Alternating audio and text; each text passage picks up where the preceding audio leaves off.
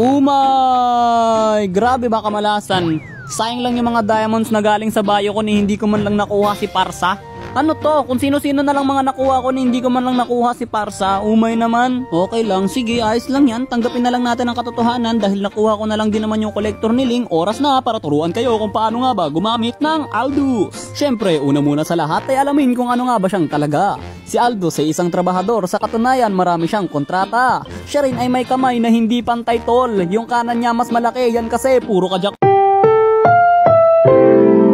Ang programang ito ay rated SPG. Susunod natin gagawin ay alamin ng kanyang mga skill. Kaya naman unahin na natin ang kanyang contract Soul Steel. Kamay niya ay mag-aapoy at mag-aalab. Bawat kotong ay maglalagablab. Kahit anong def item mo, hindi yan tatalab. Masakit nga pero mas masakit pag hindi ka nalab.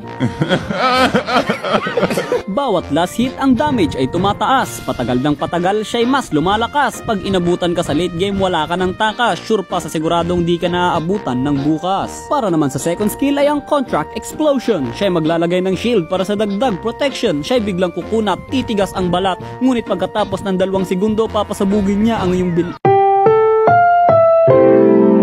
Ang programang ito ay rated SPG. Last but not the least ay ang Contract Chase Fit. Panghabol ng kalaban para sa clash ay hindi ka na malate. Kahit saang party ka pa ng mapa, kaya kang malocate. Kahit nakatambay ka pa sa bahay niyong walang door na bang pinto tapos sira-sira yung gate. At ngayon na alam na natin ang mga skills, ipapakita ko naman ang kanyang full item builds. May sustain, may pure damage, may tank build at merong mage. At dahil alam na natin ang mga items, isunod na natin ang next stage.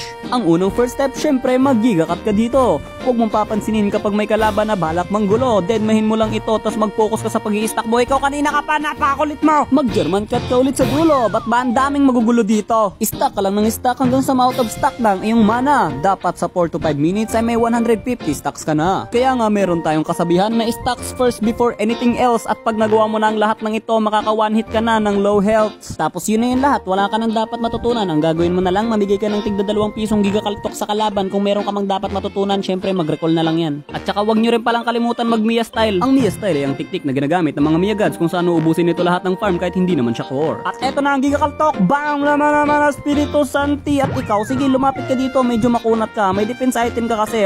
O, teka lang. Recall! Brrrr! Puk! Lintik lang walang ganti. Kanina ka pa. Hindi pa ako masyado nakaka-one hit dito kasi nerf pa yung Aldous dito. Tingnan nyo, 500 pa lang yung stock. Pero ngayon, 650 na, makaka-one hit na kayo. O, diba? Sure win. Tutorial ko yan eh.